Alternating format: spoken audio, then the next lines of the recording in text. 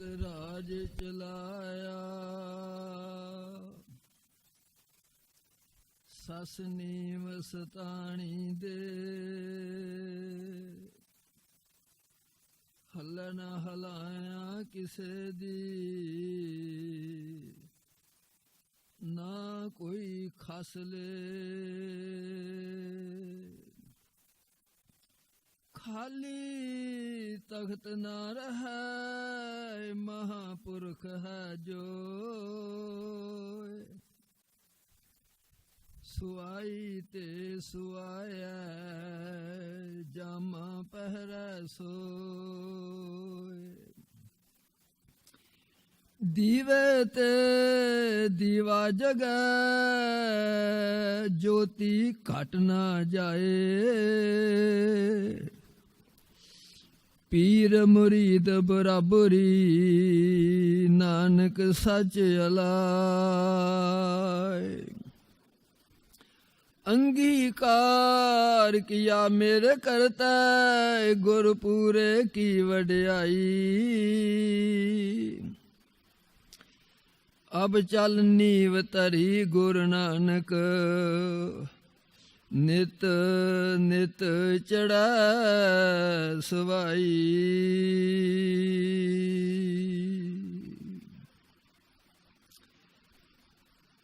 ਪਰਮ ਸਤਿਕਾਰਯੋਗ ਹਾਜ਼ਰੀਨ ਸਾਧ ਸੰਗਤ ਜੀ, ਜਿਹੜੀ ਕਿ ਯੁੱਗਾਂ ਤੋਂ ਲੈ ਕੇ ਗੁਰੂਆਂ ਪੀਰਾਂ ਭਗਤੀ ਤਪੱਸਿਆ ਦਾ ਮਾਣ ਪ੍ਰਾਪਤ ਕਰਦੀ ਹੋਈ ਧਰਤੀ ਤੇ ਬੈਠੇ ਹੋਏ ਦਾਸ ਦੀ ਹਾਜ਼ਰੀ ਪ੍ਰਵਾਨ ਕਰਨ ਦੇ ਵਾਸਤੇ, ਆਪਣੀਆਂ ਹਾਜ਼ਰੀਆਂ ਲਵਾਉਣ ਦੇ ਵਾਸਤੇ ਪ੍ਰੇਮ ਸਤਿਕਾਰ ਨਾਲ ਗੱਜ ਕੇ ਆਖੋ ਧੰਨ ਸ੍ਰੀ ਸਤਿਗੁਰੂ ਰਾਮ ਸਿੰਘ ਜੀ, ਜਿਹੜੇ ਕਿ ਆਪ ਜਪ ਪ੍ਰਯੋਗ ਦੇ ਵਿੱਚੋਂ ਦੀ ਆਨੰਦ ਮਾਣਦੇ ਹੋਏ ਲੋਕ ਤੇ ਪਰਲੋਕ ਦੇ ਜੀਵਨ ਨੂੰ ਸਫਲ ਕਰਦੇ ਹੋਏ ਆਪ ਜੀ ਨੇ ਬੜਾ ਸੰਘਰਸ਼ ਕਰਦੇ ਹੋਏ ਸਫਲਤਾ ਪ੍ਰਾਪਤ ਕੀਤੀ ਹੈ। ਉਹਨਾਂ ਸਤਿਗੁਰਾਂ ਦੀ ਹਾਜ਼ਰੀ ਭਰੀਏ, ਪ੍ਰੇਮ ਸਤਿਕਾਰ ਨਾਲ ਗੱਜ ਕੇ ਆਖੋ ਧੰਨ ਸ੍ਰੀ ਸਤਿਗੁਰੂ ਪ੍ਰਤਾਪ ਸਿੰਘ ਜੀ,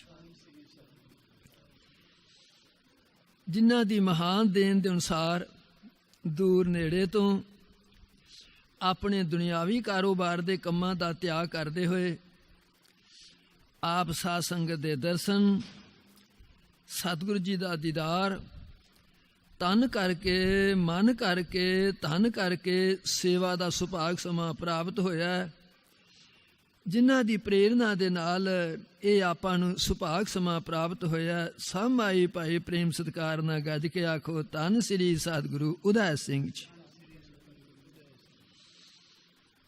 ਸਤ ਸੰਗਿਓ, ਆਪ ਵਡਭਾਗੇ ਹੋ। ਗੁਰੂ ਆਖਦੇ ਵਾਸ਼ਨਾ ਟੁੱਟਦੀ ਨਹੀਂ, ਇਸ ਕਾਮ ਕ੍ਰੋਧ ਦਾ ਜਰਨ ਔਖਾ। ਨਦੀ ਵਿਸ਼ੇ ਵਿਕਾਰਾਂ ਦੀ ਦੇ ਠਾਠਾਂ, ਬੇੜੇ ਬਾਜ ਗਿਆਨ ਦੇ ਤਰਨ ਔਖਾ। ਮਨ ਬਿਨਾ ਵਿਚਾਰ ਨਾ ਵਾਸੇ ਆਵੇ, ਸੋਨਾ ਪਾਰਾ ਹੱਥ ਦੇ ਵਿੱਚ ਹੈ ਫੜਨ ਔਖਾ। ਗੁਰਾਂ ਬਾਜ ਨਾ ਗਿਆਨ ਵਿਚਾਰ ਹੋਵੇ, ਸੋਨਾ ਬਿਨਾ ਸੁਨਿਆਰ ਦੇ ਘੜਨ ਔਖਾ। ਔਖਾ ਰਾਹ ਫਕੀਰੀ ਦਾ ਦੱਸਦੇ ਨੇ, ਜਿਵੇਂ ਹੈ ਖਜੂਰ ਤੇ ਚੜ੍ਹਨ ਔਖਾ। ਗਲੀ ਯਾਰ ਦੀ ਜਾਵਣਾ ਨਹੀਂ ਸੌਖਾ, ਸਿਰ ਵੱਢ ਕੇ ਤਲੀ ਤੇ ਧਰਨ ਔਖਾ। ਹੁਸਨ ਸਮਾਂ ਦਾ ਵਾਂਗ ਮਹਿਬੂਬ ਦਾ ਏ, ਉੱਤੇ ਵਾਂਗ ਪ੍ਰਵਾਨ ਨੇ ਸੜਨ ਔਖਾ। ਛੱਡ ਮੋਹ ਦੇ ਜਾਲ ਨੂੰ ਕਵੀ ਸਿੰਘਾਂ ਤੇ ਸੱਚੇ ਸਤਿਗੁਰ ਦੀ ਆਵਣਾ ਸਰਨ ਔਖਾ। ਇਹ ਦੁਨਿਆਵੀ ਕਾਰੋਬਾਰ ਦੇ ਕੰਮਾਂ ਦਾ ਤਿਆਗ ਕਰਦੇ ਹੋਏ, ਇਸ ਮੋਹ ਦਾ ਤਿਆਗ ਕਰਦੇ ਹੋਏ ਕਹਿੰਦੇ ਨੇ ਸਤਿਗੁਰ ਦੀ ਸ਼ਰਨ ਚ ਆਉਣਾ ਬੜਾ ਹੀ ਔਖਾ ਸਾਧ ਸੰਗਤ ਚ, ਬਹੁਤ ਔਖਾ ਗੁਰੂ ਦੇ ਪਿਆਰਿਓ।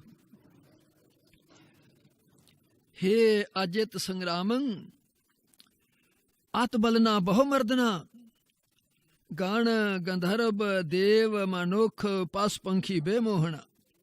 ਮੋਹ ਇੱਕ ਐਸੀ ਚੀਜ਼ ਹੈ ਜਿਹੜਾ ਸਾਰਿਆਂ ਤੇ ਗਾਲਬ ਹੋ ਜਾਂਦਾ ਸਾਧ ਸੰਗਤ ਚ।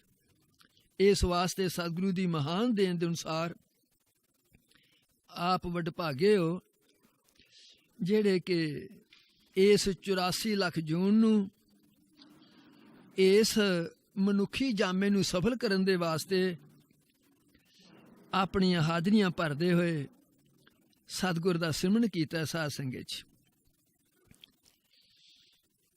17 ਅਕਤੂਬਰ ਤੋਂ ਲੈ ਕੇ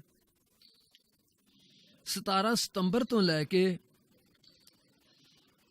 ਆਪ ਜੀ ਦੀ ਸ਼ਰਨ ਦੇ ਵਿੱਚ ਦਾਸ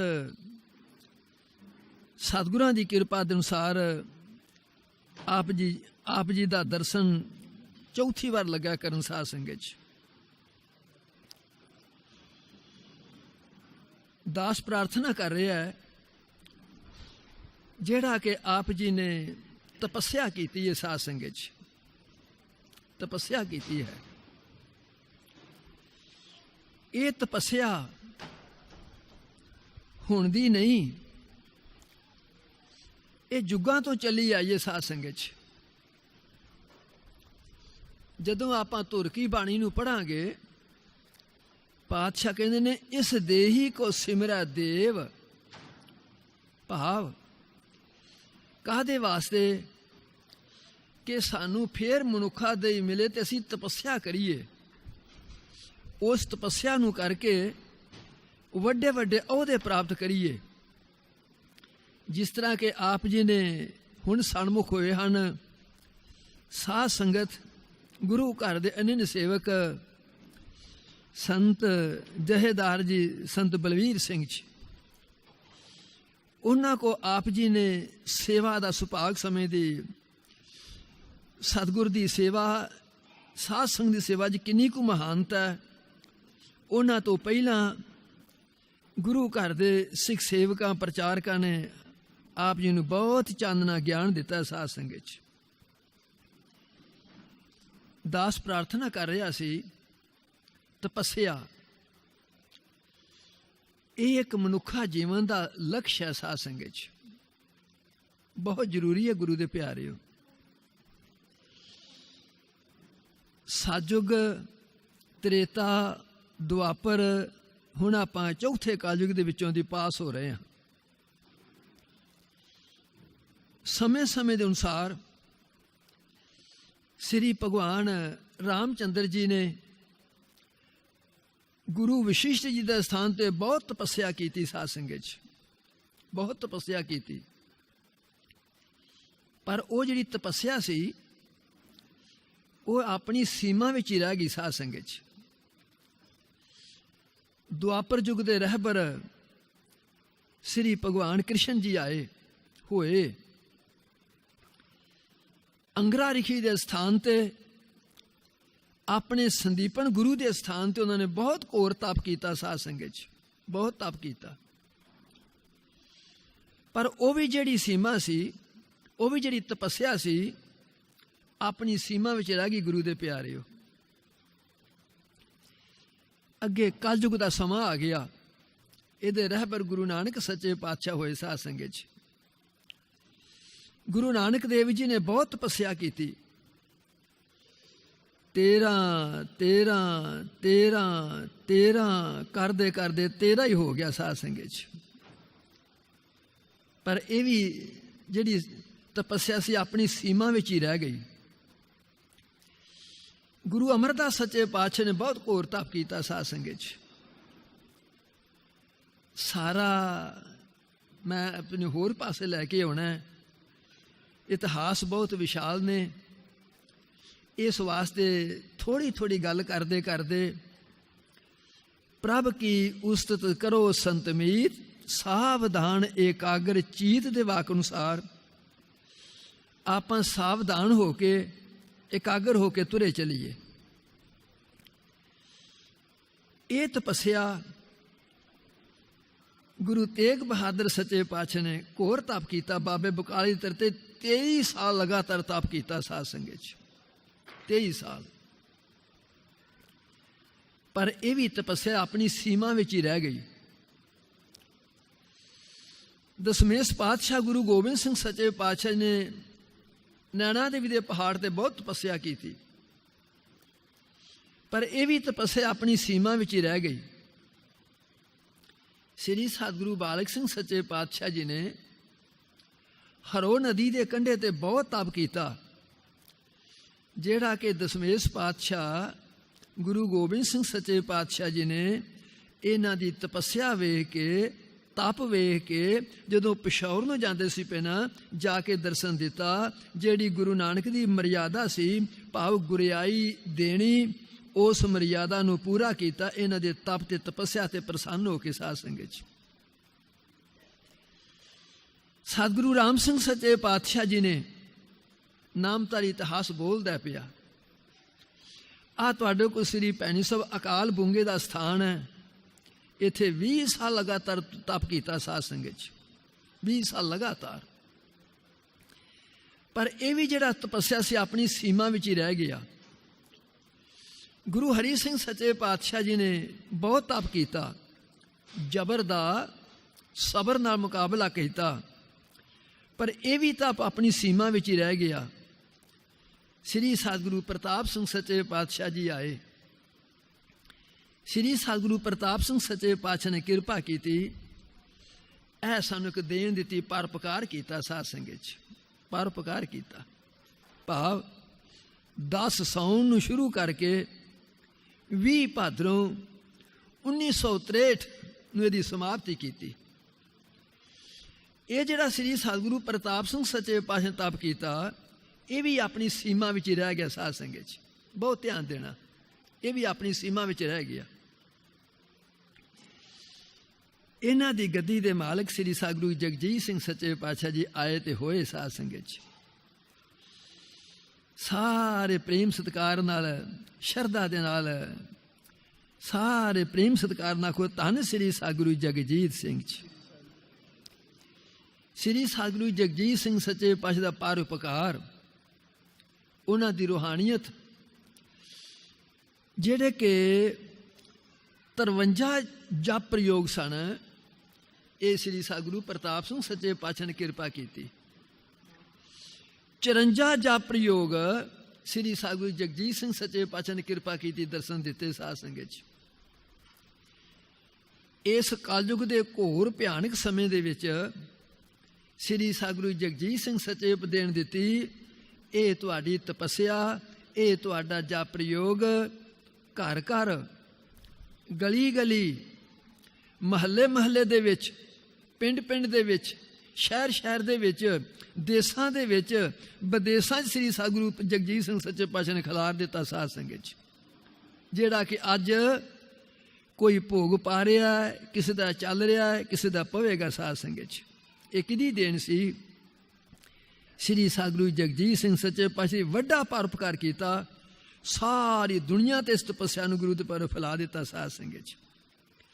ਦਾਸ ਪ੍ਰਾਰਥਨਾ ਕਰਦਾ ਪਿਆ, ਇਹ ਸ੍ਰੀ ਸਤਿਗੁਰੂ ਜਗਜੀਤ ਸਿੰਘ ਸੱਚੇ ਪਾਤਸ਼ਾਹ ਦੇਣ ਵਰਤਮਾਨ ਸ੍ਰੀ ਸਤਿਗੁਰੂ ਉਦੈ ਸਿੰਘ ਦੀ ਕਿਰਪਾ ਦੇ ਨਾਲ ਆਪਾਂ ਆਨੰਦ ਮਾਰ ਰਹੇ ਹਾਂ ਗੁਰੂ ਦੇ ਪਿਆਰਿਓ। ਦੂਸਰੀ ਗੱਲ ਦਾਸ ਆਪ ਦੇ ਚਰਨਾਂ 'ਚ ਰੱਖਣ ਲੱਗਾ, ਕਾਸ਼ੀ ਦੇ ਵਿੱਚ 2 ਪੰਡਿਤ ਹੋਏ ਨੇ ਸਾਧ ਸੰਗਤ 'ਚ, ਰਾਮ ਲਾਲ ਤੇ ਕ੍ਰਿਸ਼ਨ ਲਾਲ। ਉਹਨਾਂ ਦੇ ਮਨ ਦੀ ਅਵਸਥਾ ਬਣੀ, ਉਸ ਆਪਣੀ ਮਨ ਦੀ ਅਵਸਥਾ ਨੂੰ ਲੈ ਕੇ ਉਹ ਸ੍ਰੀ ਅੰਮ੍ਰਿਤਸਰ ਪਹੁੰਚ ਗਏ। ਅੰਮ੍ਰਿਤਸਰ ਗੁਰੂ ਨਾਨਕ ਦੀ ਗੱਦੀ ਦੇ ਮਾਲਕ ਗੁਰੂ ਅਰਜਨ ਦੇਵ ਸੱਚੇ ਪਾਤਸ਼ਾਹ ਸੁਭਾਏਮਾਨ ਸਨ। ਅਸਥਾਨ ਦੇ ਦਰਸ਼ਨ ਕੀਤੇ, ਸਤਿਗੁਰੂ ਜੀ ਦੇ ਦਰਸ਼ਨ ਕੀਤੇ, ਮਨ ਬੜਾ ਪ੍ਰਸੰਨ ਹੋਇਆ। ਬਚਨ ਕਰਨ ਦਾ, ਬੇਨਤੀ ਕਰਨ ਦਾ ਅਵਸਰ ਮਿਲਿਆ। ਗਲ 'ਚ ਪੱਲਾ ਪਾ ਕੇ ਹੱਥ ਜੋੜ ਕੇ ਬੇਨਤੀ ਕੀਤੀ, ਸੱਚੇ ਪਾਤਸ਼ਾਹ ਇਸ ਸੰਸਾਰ ਦੇ ਵਿੱਚ ਮਾਤ ਲੋਕ ਦੇ ਮਨੁੱਖ, ਮਾਤ ਲੋਕ ਦੇ ਜੀ ਜਪ, ਤਪ, ਭਜਨ, ਬੰਦਗੀ, ਸੇਵਾ, ਸਿਮਰਨ, ਦਾਨ ਇਹ ਬਹੁਤ ਕਰਦੇ ਨੇ। ਹੁਣ ਇਸ ਜੀ ਨੂੰ ਕੀ ਪਤਾ ਲੱਗੇ ਮੇਰਾ ਥਾਏ ਪਿਆ ਕਿ ਨਹੀਂ ਪਿਆ ਸਾਧ ਸੰਗਤ 'ਚ, ਮੇਰਾ ਥਾਏ ਪਿਆ ਕਿ ਨਹੀਂ ਪਿਆ। ਗੁਰੂ ਅਰਜਨ ਦੇਵ ਸੱਚੇ ਪਾਤਸ਼ਾਹ ਬੜੇ ਪ੍ਰਸੰਨ ਹੋਏ। ਇਹਨਾਂ ਦੋਨਾਂ ਪੰਡਤਾਂ ਨੂੰ ਆਪਣੀ ਗਲਵਕੜੀ 'ਚ ਲੈ ਲਿਆ। ਜਿਸ ਤਰ੍ਹਾਂ ਤੁਸੀਂ ਤਪ ਕਰਦੇ ਹੋ ਪਏ, ਭਾਵ ਅੱਜ 28ਵਾਂ ਦਿਨ ਲਗਾਤਾਰ ਸਤਿਗੁਰੂ ਜੀ ਦੇ ਦਰਸ਼ਨ ਕਰਦੇ ਹਾਂ, ਸਾਧ ਸੰਗਤ ਦੇ ਦਰਸ਼ਨ ਕਰਦੇ ਹਾਂ, ਸੇਵਾ ਸਿਮਰਨ ਕਰਦੇ ਹਾਂ। ਜੇ ਨਹੀਂ ਤੇ ਦਾਸ ਦੀ ਬੇਨਤੀ ਪ੍ਰਵਾਨ ਕਰਦੇ ਕਰਦੇ ਆਪਾਂ ਨੇ ਆਪੋ ਆਪਣੇ ਸਥਾਨਾਂ 'ਤੇ ਜਾਣਾ ਹੈ, ਆਪੋ ਆਪਣੀ ਸੇਜਾਂ 'ਤੇ ਜਾਣਾ ਹੈ, ਆਪੋ ਆਪਣੇ ਡੇਰਿਆਂ 'ਤੇ ਜਾਣਾ ਹੈ। ਅਤੇ ਅੱਵਲ ਤਾਂ ਸਾਰੀ ਜ਼ਿੰਦਗੀ ਦਾ ਹਿਸਾਬ ਲਾਈਏ ਆਪਾਂ ਭਈ ਜਦੋਂ ਤੋਂ ਲੈ ਕੇ ਸਤਿਗੁਰੂ ਜੀ ਦੀ ਸ਼ਰਨ ਵਿੱਚ ਆਏ ਹਾਂ, ਸਾਧ ਸੰਗਤ 'ਚ ਆਏ ਹਾਂ, ਗੁਰੂ ਦੀ ਪ੍ਰਾਪਤੀ ਕੀਤੀ ਹੈ, ਨਾਮ ਦੀ ਪ੍ਰਾਪਤੀ ਕੀਤੀ ਹੈ, ਮੇਰੇ ਮਨ ਦੀ ਅਵਸਥਾ ਕਿਸ ਤਰ੍ਹਾਂ ਬਦਲੀ ਹੈ ਸਾਧ ਸੰਗਤ 'ਚ। ਕਿਉਂਕਿ ਇਸ ਮਨੁੱਖ ਦੇ ਅੰਦਰ ਤੁਸੀਂ ਪੜ੍ਹਦੇ ਸੁਣਦੇ ਹੋ, ਬਹੁਤ ਬਹੁਤ ਪੜ੍ਹਦੇ ਸੁਣਦੇ ਹੋ। ਔਰ ਭਾਈ ਗੁਰਦਾਸ ਨੇ ਇੱਕ ਬੜਾ ਵਧੀਆ ਨਿਰਣਾ ਕਰਤਾ ਸਾਧ ਸੰਗਤ 'ਚ, ਕਹਿੰਦਾ ਅੱਖੀਂ ਵੇਖਣਾ ਰੱਜੀਆਂ ਬਹੁ ਰੰਗ ਤੁਮਾਸੇ, ਇਹ ਨਾ ਨਹੀਂ ਰੱਜਣਾ।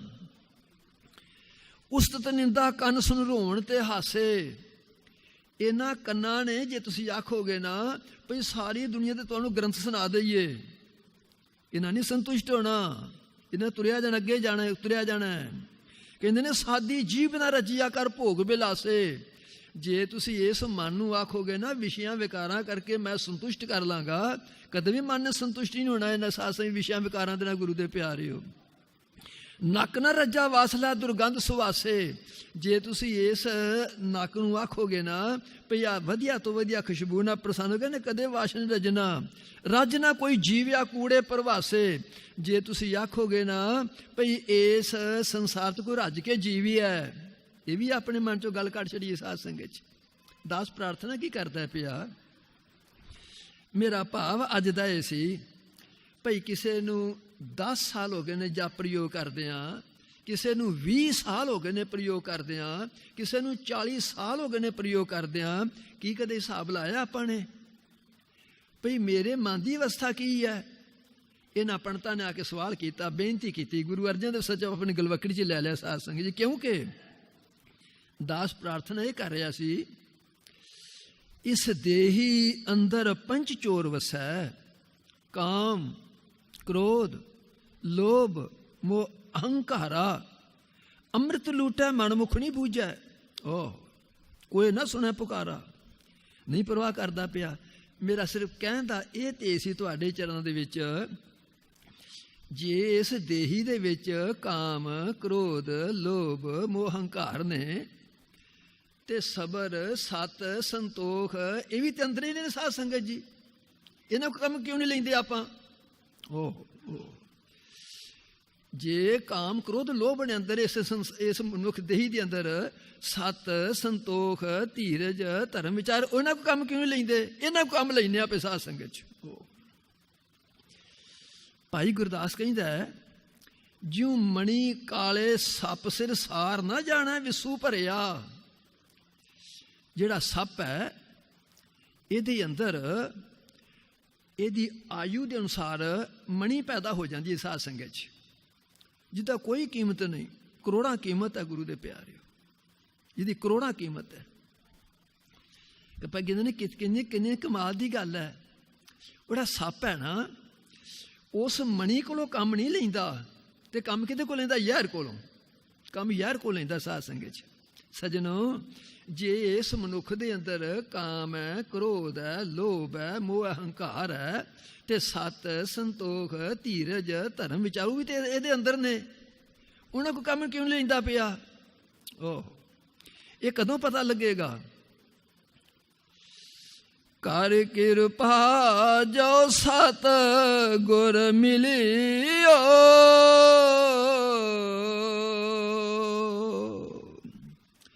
ਮਨ ਮੰਦਰ ਮਹਿ ਦੀਪਕ ਜਲਿਓ।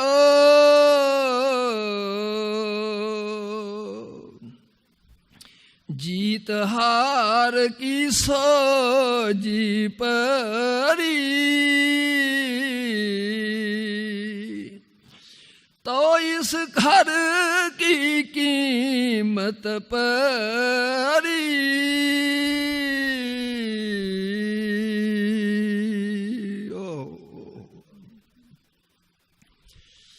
कर किरपा जो सतगुर मिले कदों पता लगेगा? ਜਦੋਂ ਆਪਾਂ ਸਤਿਗੁਰੂ ਦੇ ਦੁਆਰੇ ਤੇ ਸਰਨ ਚਾਹਾਂਗੇ ਸਾਧ ਸੰਗਤ 'ਚ। ਮਨ ਮੰਦਰ ਮੈਂ ਦੀਪਕ ਜਲਿਓ, ਇਹ ਵੇਖੀਏ ਪਰ ਦੀਪਕ ਜਲਿਆ ਕਿ ਨਹੀਂ ਜਲਿਆ। ਕਿਉਂਕਿ ਦੀਵੇ ਦੇ ਵਿੱਚ ਤੇਲ ਹੈ, ਤੇਲ ਦੇ ਵਿੱਚ ਬੱਤੀ ਹੈ। ਉਹਨੂੰ ਤੁਸੀਂ ਡੱਬੀ ਦੀ ਤੀਹ ਲੈ ਕੇ ਘਸਾ ਕੇ ਉਹ ਬੱਤੀ ਨੂੰ ਜਲਾ ਦਿਓ, ਜਿੱਥੇ ਰੱਖੋਗੇ ਉਹਨੇ ਪ੍ਰਕਾਸ਼ ਕਰ ਦੇਣਾ, ਉਸ ਦੀਵੇ ਨੇ ਪ੍ਰਕਾਸ਼ ਕਰ ਦੇਣਾ। ਦੀਵੇ ਦੇ ਵਿੱਚ ਤੇਲ ਨਹੀਂ, ਤੇਲ ਦੇ ਵਿੱਚ ਬੱਤੀ ਨਹੀਂ। ਜਿੰਨੀਆਂ ਮਰਜ਼ੀ ਤੁਸੀਂ ਤੇਲਾਂ ਘਸਾਈ ਜਾਓ, ਹਾਂ ਓਹੋ ਜਿੰਨੀਆਂ ਮਰਜ਼ੀ ਤੇਲਾਂ ਘਸਾਈ ਜਾਓ, ਇਹ ਸਰੀਰ ਰੂਪੀ ਦੀਵਾ ਹੈ, ਇਹ 'ਚ ਪ੍ਰੇਮ ਰੂਪੀ ਤੇਲ ਹੈ, ਸ਼ਰਧਾ ਤੇ ਭੈ ਰੂਪੀ ਬੱਤੀ ਹੈ। ਜਦੋਂ ਇਹ ਸਰੀਰ ਰੂਪੀ ਦੀਵੇ ਦੇ ਵਿੱਚ ਇਹਨੇ ਸਤਿਗੁਰ ਦਾ ਜਸ, ਸਤਿਗੁਰ ਦੀ ਕਥਾ, ਸਤਿਗੁਰ ਦਾ ਉਪਦੇਸ਼ ਸਰਵਣ ਕਰਨਾ, ਦੀਵਾ ਜਗ ਜਾਣਾ, ਉਹ ਜੋਤ ਜਗ ਜਾਣੀ ਹੈ।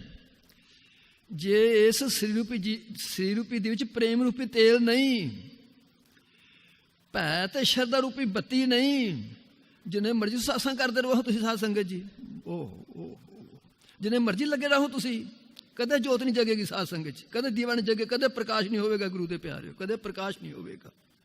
ਬੜਾ ਧਿਆਨ ਦੇਣਾ ਇਹਨਾਂ ਗੱਲਾਂ ਦਾ। ਇੱਥੇ ਦੱਸ ਇੱਕ ਤਕਨੀਕ ਹੈ ਸਾਧ ਸੰਗਤ 'ਚ, ਤਕਨੀਕ ਹੈ। ਅਸੀਂ ਇਸ ਗੱਲ ਤੇ ਸੰਤੁਸ਼ਟ ਹੋ ਚੁੱਕੇ ਹਾਂ ਭਈ ਅਸੀਂ ਜੀ 7 ਘੰਟੇ 8 ਘੰਟੇ ਨਿਤਨੇਮ ਕਰਨੇ ਆ ਪਏ, ਕਥਾ ਕੀਰਤਨ ਦਾ ਪ੍ਰਵਾਹ ਚੱਲਦਾ ਪਿਆ, ਬੜਾ ਵਧੀਆ ਸਤਸੰਗ ਹੈ। ਸਤਸੰਗ ਦੀ ਵਿਆਖਿਆ ਬਹੁਤ ਲੰਬੀ ਹੈ, ਪਰ ਮੇਰੇ ਕੋਲ ਟਾਈਮ ਨਹੀਂ ਸਾਧ ਸੰਗਤ 'ਚ ਧਿਆਨ ਦੇਣਾ। ਇੱਕ ਅੰਬ ਦੇ ਬੂਟੇ ਦਾ ਬ੍ਰਿਛ ਹੈ, ਇੱਕ ਅੰਬਾਂ ਦੇ ਬੂਟੇ ਦਾ ਬਾਗ ਹੈ। ਸਮਾਂ ਹੁੰਦਾ ਉਹਨੂੰ ਫਲ ਲੱਗਦਾ, ਬੜੇ ਜਾਗਦੇ ਰਹੋ ਜੇ, ਉਹਨੂੰ ਸਮਾਂ ਉਹਦਾ ਫਲ ਲੱਗਦਾ। ਹੁਣ ਦੱਸੋ ਫਲ ਕਿਹੜਾ ਹੈ? ਫਲ ਕਿਹੜਾ ਹੈ? ਉਸ ਅੰਬਾਂ ਦੇ ਬਾਗ ਨੂੰ, ਅੰਬਾਂ ਦੇ ਬ੍ਰਿਛ ਨੂੰ ਅੰਬ ਆਖਣਾ ਜੇ ਕਿ ਫਲ ਨੂੰ ਅੰਬ ਆਖਣਾ ਜੇ?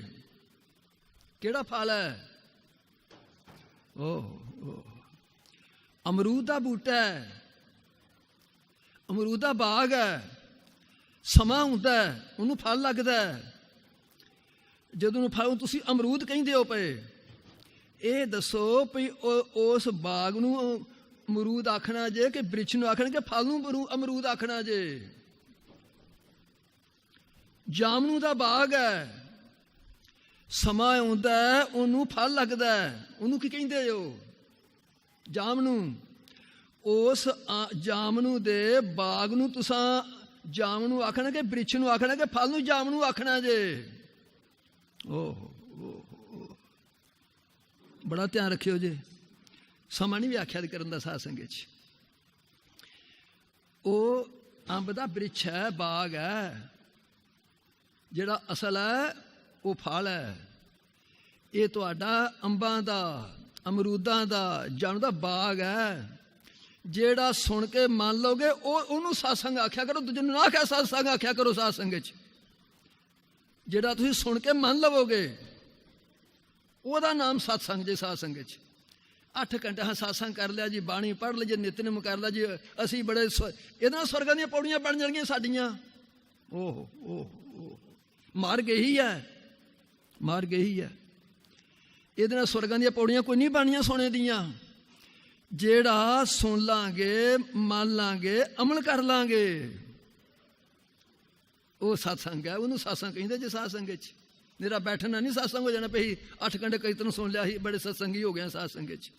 ਇਹਦੀ ਵਿਆਖਿਆ ਕਿਤੇ ਫਿਰ ਕਰਾਂਗੇ, ਸਤਿਗੁਰ ਕਿਰਪਾ ਕਰਨਗੇ ਸਾਧ ਸੰਗ। ਮੈਂ ਹੁਣ ਗੱਲ ਕਰਦਾ ਸੀ ਪਿਆ सतगुरु बड़े प्रसन्न होए साध संगत च, क्योंकि कहते ने ज्यों मणि काले सप सिर सार ना जाना विसू भरिया, ज्यों कस्तूरी मिर्ग तन झाड़ सुंघदा फिरै अफरिया। समा आउंदा हिरन दे अंदर ही कस्तूरी पैदा हो जाती है, वो मस्त हो जाता खुशबू सुगंधी दे नाल, फिर एडा मस्त होंदा है झाड़ियां नूं सुंघदा फिरदा, नट्ठा फिरदा, भज्जा फिरदा, पर यह नहीं पता मेरे अंदरों सुगंधी आउंदी आ पई, खुशबू मेरे अंदरों आउंदी आ पई। सज्जनों, मनुख दे अंदर भगवान ने खुशबू भरी है, साध संगत च खुशबू भरी है, सुगंधी भरी है। सुगंधी को कम नहीं लेंदा, खुशबू को कम नहीं लेंदा पिया। गल याद आ गई साध संगत च, इस देही कर कृपा जो सतगुर मिलियो, मन मंदिर में दीपक जलियो, जीत हार की सोझी परी। किते सोचिया जे भई 50 साल हो गए ने तप करदियां नूं, छड्डिया की है, धारण की कीता है? प्रेम प्यार जात सात किन्ना को अंदर प्राप्त होया है। ये 109वीं साडी तपस्या है अज जी कर दो, 109वां जप योग है, 109वां चलता है साध संगत च। अगली गल सुनो, क्योंकि ये जदों मनुख की अवस्था काम क्रोध लोभ मोह हंकार वाली बन जाती है, बिरती पशुओं वाली बन जाती है। फिर साध संगत च ओए होए ओए होए है मनुख, बिरती पशुओं वाली होगी साध संगत च। तुहाडा इतिहास बोलदा पिया, बड़ी पुरानी गल है, तुसां कौडा राग सुनिया साध संगत च। ये विंध्याचल पर्वत के पहाड़ों ते पर्वतां ते रिहा करदा सी, विंध्याचल पर्वत ते पहाड़ों ते रिहा करदा सी। फिरदे फिरदे फिरदे गुरु का काम की है, उन्हें पशुआं नूं पंछियां नूं राक्षसां नूं मनुखां नूं सब नूं तारना, उन्हें तारन वास्ते आउंदा है। गुरु नानक विंध्याचल पर्वत ते पहुंच गए, मरदाने नूं बाले नूं कोल कहंदे ने, मरदाना इत्थे 20-20 40-40 कोह तक राक्षसां दी दुहाई मची है, बाहर ना जाओ, किते दूर ना जाओ जे। सुनते गए पर अंदर भुलेखा पैंदा गया। गल लंबी है, मैं गल लंबी करनी नहीं चाहता पिया। मरदाना जो बाहर निकलिया ना, अगे कौडा राक्षस ने फड़ लिया, वो काबू आ गया। तुसे बहुत मेरी तकनीक मेरे नाल है, तुसा इतिहास बहुत सुने ने, सुनते हो पे। कौडे राक्षस ने बड़ी प्रसन्नता पई, चंगा साधु मिल गया है, वाहवा इन्हें घ्यो दुध छके ने, वाहवा आनंद आएगा छकन का। लै गया अपने स्थान ते, ओदी सेवा करन लग पिया। अपने चेलियां नूं आख्या भई कड़ा ता दिओ कड़ा। उन्होंने तेल कड़ा धर के विच पा के तेल तो उबालना शुरू करता। जो छूकन लग पिया सप दे वांगर, जो छूकन लगा मरदाने नूं फड़ के तोल दिता। कौडा राक्षस कड़ाह वाल चल पिया लैके, उधरों कड़ाह आ गया, मारिया चुक कड़ाह दे विच। जदों लगा ना उन्हें उल्टान ही लगा, गुरु याद आ गया साध संगत च, गुरु याद आ गया। गुरु नानक सच्चे पातशाह कड़ाह दे पास हो गए। जदों कड़ाह दे पास खलोते वेखे ते कौडा राक्षस अपने अंदर कुटिया वाल गया, उत्थे कि शीशा पिया सी। जदों शीशे नूं जाके वेखिया ना, ते कौडा राक्षस पानी पानी हो गया। आके गुरु नानक दे चरनां च आके नमस्कार कीती। नमस्कार करके कहंदा, आप मैनू तारन वास्ते आए हो, मैनू तारन वास्ते आए हो। गुरु नानक कहंदे नो कौडिया, वो आदम खोरा, बंदे तल तल मार मार खाना है। कहंदा जी कौन आंदा है? ओहो कौन आंदा है? कहंदे एक पासे तू कहना मैनू तारन वास्ते आए हो, एक पासे कहना पे कौन कहंदा है? वो तू बंदे मार तेरे तो 20-20 कोह तक दुहाई पै गई है, बंदे मार मार तल तल खांदा है। कहंदा जी मैं कोई बंदा नहीं मारता, मैं कोई बंदा नहीं खांदा। कहंदा झूठ क्यों बोलना पिया? झूठ क्यों? मरदाना काहदे वास्ते पाया सी? कहंदा सच्चे पातशाह मैं कोई बंदे नहीं मारदा। तो फिर होर की करना है? क्योंकि जदों उन्हें जाके शीशा वेखिया, ਉਹਦੇ ਵਿੱਚ ਗੁਰੂ ਨਾਨਕ ਦਾ ਆਪਣੇ ਸਤਿਗੁਰੂ ਦਾ ਪ੍ਰਤੀਬਿੰਬ ਵੇਖਿਆ। ਉਸ ਪ੍ਰਤੀਬਿੰਬ ਵੇਖ ਕੇ ਉਹਦੇ ਅੰਦਰ ਸ਼ਰਧਾ ਤੇ ਭਾਵਨਾ ਜਾਗੀ, ਕਿਉਂਕਿ ਇਹਨੂੰ ਆਪਣੇ ਗੁਰੂ ਦਾ ਸਰਾਪ ਸੀ। ਪਿਛਲੇ ਜਨਮ ਦਾ ਬਹੁਤ ਵਿਦਵਾਨ ਸੀ ਕੌਡਾ ਰਾਗ ਸਾਧ ਸੰਗਤ 'ਚ। ਪਿਛਲੇ ਜਨਮ ਦਾ ਬਹੁਤ ਵਿਦਵਾਨ ਸੀ, ਆਪਣੇ ਗੁਰੂ ਦਾ ਅਪਮਾਨ ਕੀਤਾ ਸੀ। ਉਹਦਾ ਤੋਹੀਨ ਕਰਨ ਦੇ ਨਾਲ ਉਹਦੇ ਗੁਰੂ ਦਾ ਸਰਾਪ ਸੀ। ਉਹ ਤੇਰੀ ਤੇ ਤੇਰੀ ਤੇ ਬੁੱਧ ਰਾਖਸ਼ਾਂ ਵਾਲੀ ਹੋ ਗਈ ਹੈ, ਇੱਥੋਂ ਰਾਖਸ਼ ਬਣਨਾ ਪਿਆ। ਕਹਿੰਦਾ ਮੇਰਾ ਉਧਾਰ ਕੌਣ ਕਰੇਗਾ? ਉਹ ਗੁਰੂ ਕਹਿੰਦੇ ਨੇ ਆਹ ਲੈ ਸ਼ੀਸ਼ਾ, ਕਲਯੁਗ ਦਾ ਸਮਾਂ ਆਵੇਗਾ, ਗੁਰੂ ਨਾਨਕ ਅਵਤਾਰ ਧਾਰਨਗੇ, ਅਕਾਲ ਪੁਰਖ ਅਵਤਾਰ ਧਾਰੇਗਾ, ਉਹ ਤੇਰੇ ਕੋਲ ਆਏਗਾ। ਐ ਸੱਚੇ ਪਾਤਸ਼ਾਹ ਜਦੋਂ ਮੈਂ ਵੇਖਿਆ ਅੰਦਰੋਂ ਤੇ ਬਾਹਰੋਂ ਤੁਸੀਂ ਇੱਕ ਹੋ, ਤੇ ਮੈਨੂੰ ਪਤਾ ਲੱਗਾ ਵੀ ਨਾਨਕ ਐਸਾ ਸੰਗਤ 'ਚ।